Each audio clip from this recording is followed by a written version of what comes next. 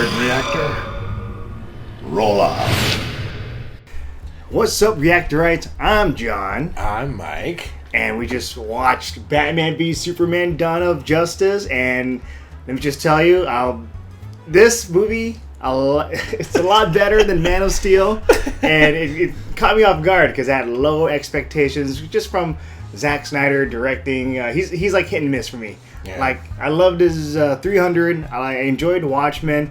But was it Sucker Punch? And I thought Man of Steel was okay. So I didn't have high expectations for this movie other than the fact that we get to see Batman and Superman go at it. Yeah, but wow, what a movie.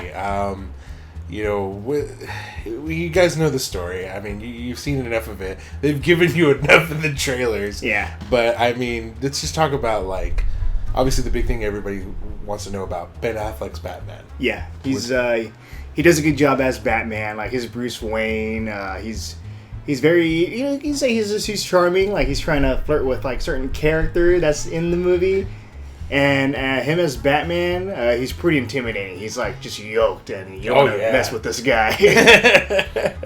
And like even like I liked his relationship with Alfred. Mm-hmm. It seems like they're more of a team rather than like say like from the Nolan one. Like it always felt like Alfred was his butler. While it seems like they're more on the same level now. Yeah. Oh no. For Nolan, I wouldn't say more like butler, but more of just like a concerned parent. Like, I don't want you to do this, and But here, they're partners or teams, and they're just working together. So Alfred has no problems with Bruce Wayne doing whatever he's doing. So they're there to help each other out. So there's like no drama or anything like that. So let's just go for it. Let's go all the way. Yeah, I mean he had a great good job of being Batman, and like the action, his style of fighting. Like, yeah. It's you've never seen Batman like this in any movie, so it was pretty good. Like those punches, like yeah, it's just the way Zack Snyder's able to capture Batman. The punches are hard. We've seen the hard punches in like the Christopher Nolan's version, like when he smashes a person against the mirror. Remember that scene? That was hard. He's like, but this one you get to like actually see him move around, just punch guys, sock guys left and right, and just use objects around him. So that was pretty badass. It's a completely different style from like Christopher Nolan's version, because Nolan's version is more about the mystery behind it. Like the less you see of Batman fighting, the cooler it is.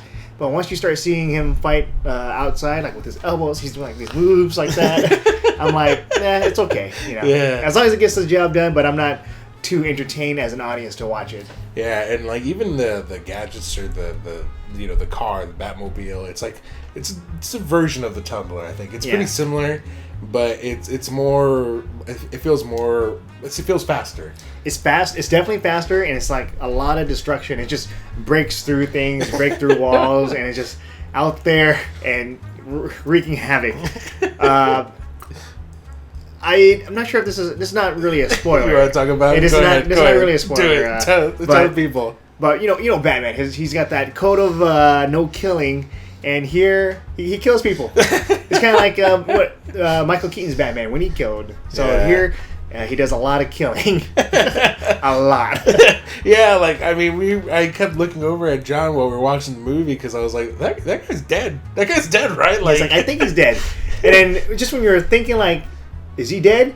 He does more things to make sure to make like these guys are dead. Yeah. Like I mean, even his they're not batarang. I mean, they are batarangs, but they're sharp. Like he can stick them into walls, and he throws them one at one guy, and it's like, well, that guy's dead. He has a knife in his chest. Yeah. But yeah, Batman kills people. I mean, that could be kind of a deal breaker for a lot of fans because that mythology is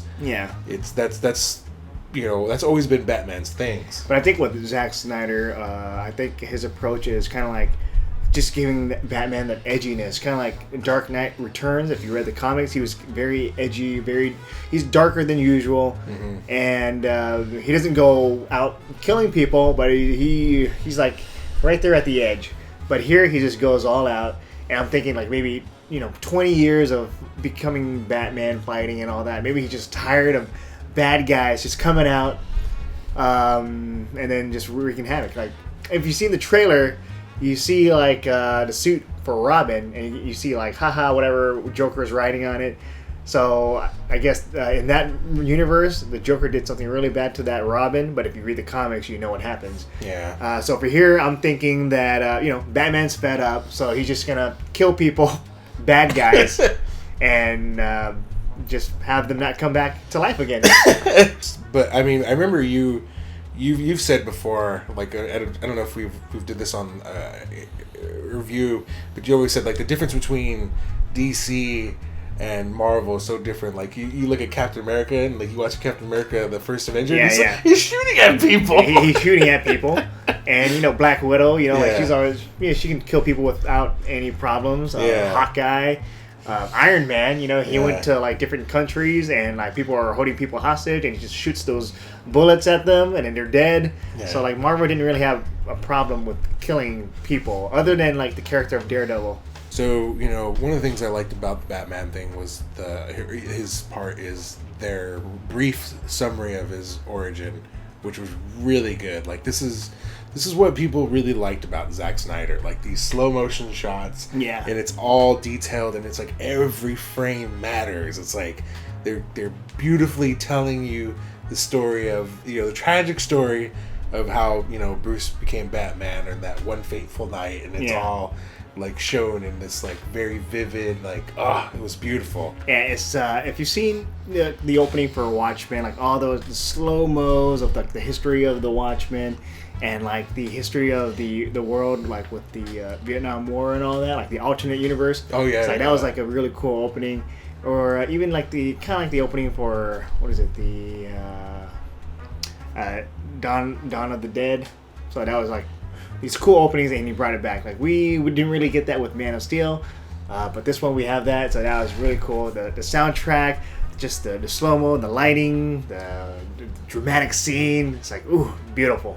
Yeah, I mean, it'll bring a tear to your eye. Like this, you don't need to tell that origin story again. You just needed a brief summary, and it was just awesome to see it done that way. What did you think about Henry Cavill's part? Henry Cavill as Superman, like he plays more of like the same note in Man of Steel. I was hoping that he would just be more lighthearted, but his Superman, like his Clark Kent is still acting like Superman. Yeah. So there's never really two different identities here. Yeah. So he acts the same as Clark Kent, and he acts the same as Superman. And I wish we could see just a different side of things. Yeah, like I know what you mean. Like he was like really one note, and like this felt more Batman's thing. Like his character is progressing more, but I did like towards the end you get a little bit more of like how he feels, like how alienated he is. Alien, but like it helps establish like his reasoning for something, because you're like he's alone. He's so like like kind of like similar like how to like Captain America was Man Out of Time. Like it's just like, what am I doing here? Like I'm just awkward. Because you've seen the trailers. He's saving people, but then there are people out there that they're not his like biggest supporter. So he feels like everyone's out to get him, and he's still trying to do right by people, like saving people. But whatever he does, trouble seems to come along. Yeah. So let's get to the big one, the one that everybody's been talking about. Everybody's been already hyping it, and people already don't like it. Jesse Eisenberg. Jesse Eisenberg as Lex Luthor. I already know how you feel about it. For me, I like that character, but just not for Lex Luthor. Like he plays the same role as he always does, like in his movies, like Social Network or Zombieland. He's like the socially awkward guy, but here it's the socially awkward guy with a lot of money, kind of like Social Network. But now it's the socially awkward guy with a lot of money and a hidden agenda. Yeah. So that's the thing that really makes him different from his other characters that he's played. And here he's got the long hair. So for me, like from what I know, my experience with Lex Luthor, like I just want him to be like a menacing force. Like I want to fear him. Here he's kind of being silly and joking around. Yeah, and I liked his performance. Like I agree with you with the whole like Lex Luthor, because what you know of Lex Luthor you watch his performance and you're like, this is not Lex Luthor. Yeah. Like it feels like a completely different character, but I like it. Like he's so committed to that role and committed to like the way he like shakes and like, you know, he just like the little ticks when something doesn't go his way, and I was like, ooh, this is good, but it's not what you expect for Lex Luthor. Yeah. And you're just like, this is good, but this is not Lex Luthor. I don't know. Like it could be. I guess I don't know. You can kind of. I guess you can kind of compare it to what is it? Ben Kingsley as the Mandarin when he's Trevor. It's like it's a different character. He's still kind of like the Mandarin, but he's committed to that role of Trevor. So maybe it's a bad example, but that's what comes to my mind. But I think you also mentioned when we came out of the theater, like he thought he was really good as the Riddler. Oh yeah, like if he played a different DC character like the Riddler, that would be perfect. Like he already has kind of like that silly hair that Jim Carrey had in Batman Forever. So this is it. That's the Riddler. Pretty good. Too many questions, Mr. Wayne.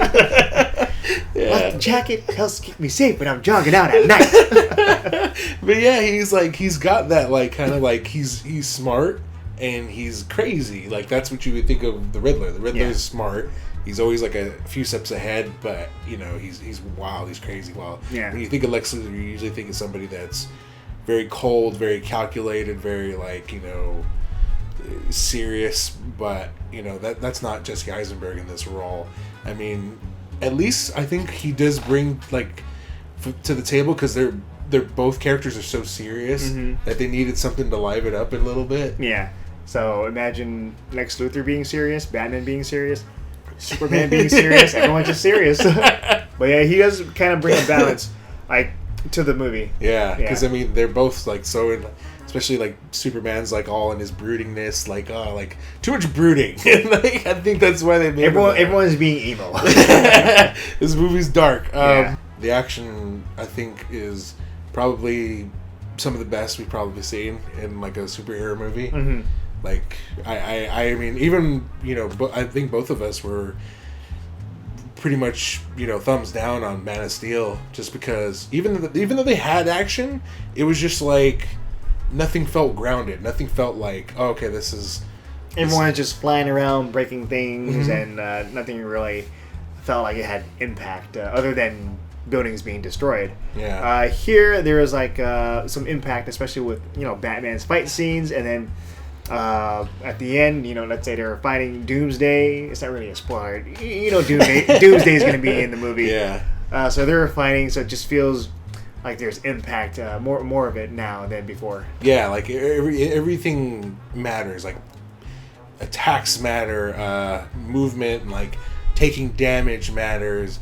They're really good in like making sure that their fights were calculated. Like, okay, we can't just have people being thrown all over the place again, because that didn't work the first time. So we'll make sure that everything, every punch, every beam, heat beam, everything just matters more. And I think you see that in this movie. The other thing I think we have to talk about is how does this set up the Justice League? It's other than like, okay, the main story for this one, you got Batman, Superman fighting each other, and then Lex Luthor, he's behind the scenes controlling things, and then out from nowhere, Doomsday, he comes out, and then you have Wonder Woman there. So this is pretty much like a mini Justice League movie, and there are Easter eggs, and it's been reported before, like let's say Jason Momoa as Aquaman. But there are other Easter eggs of other characters. I don't want to ruin it yet, but they do make an appearance. What did you think of it, though? I thought it was cheesy. It was, some characters are cool, but then it's like it's too much. It's like it's not even like an Easter egg anymore. It's right there in your face. It's not even subtle anymore. But we'll talk more about that in our spoiler review. Stay tuned for that. Yeah, stay tuned for that. But yeah, I just wish they toned it down a bit. So, what would you say, like, out of everything, like, looking at the movie overall, what are the things that you didn't like about the movie? The things I didn't like, pretty much what we talked about. Like, I wasn't a fan of just Jesse Eisenberg's portrayal as Lex Luthor, just for that. Like, I enjoyed it, but as for Lex Luthor, not my cup of tea. I was really nervous about this movie. Like, I mean, it's a big task, because this is not just about Batman and Superman. This is about setting up a world. Like, you know, I mean, it could technically, you know, Batman, Man of Steel did that, but let's just forget that. This movie did this. This movie has established the DC cinematic universe. Like, it's acknowledging all these characters and saying, like, hey, these people are out there. We will go to those places and we will see these people. So a lot was riding on it, and you know what? They delivered. They jump started their cinematic universe. Like, nobody. It's crazy to think that they were able to pull it off. You know, but I mean, I enjoyed it. I think fans will enjoy it. General moviegoers will enjoy it. I strongly suggest you go out and see it. Yeah, and I enjoyed it too. Like, I thought it's like some parts, like the beginning parts were slow, but like I love the opening scene. I love the third act. It was great. And if you're a fan of Batman, definitely go watch this. If you're a fan of Superman, watch this. If you're a fan of Wonder Woman, you definitely have to watch this because she kicks a lot of ass. She's like really badass in this one. And it's right now it's a good time. Like the Holy Trinity, Wonder Woman, Batman, Superman. They're in the same screen together. That's like so awesome. And now you know, we're living in a good time. Like, you have the Marvel camp. You got like Captain America: Civil War with like Iron Man fighting Captain America, the Avengers, the second one coming out, and then you have on the DC camp, you have like the upcoming Justice League movies. So like with this movie coming out, seeing them on screen, seeing them, you know, kicking a lot of ass, it's a good time. Great time to be a nerd. So we are being taken care of. So yeah, let us know if you're excited about the movie. You're gonna watch it this weekend, and you know, what are you excited most? Are you gonna be rooting for Batman? Are you gonna be rooting for Superman? Or what about Wonder Woman? Maybe you're gonna be rooting for Lex Luthor. I wouldn't advise that. But yeah, let us know in the comments below. And with that said, I'm John. I'm Mike. And we'll see you guys next time.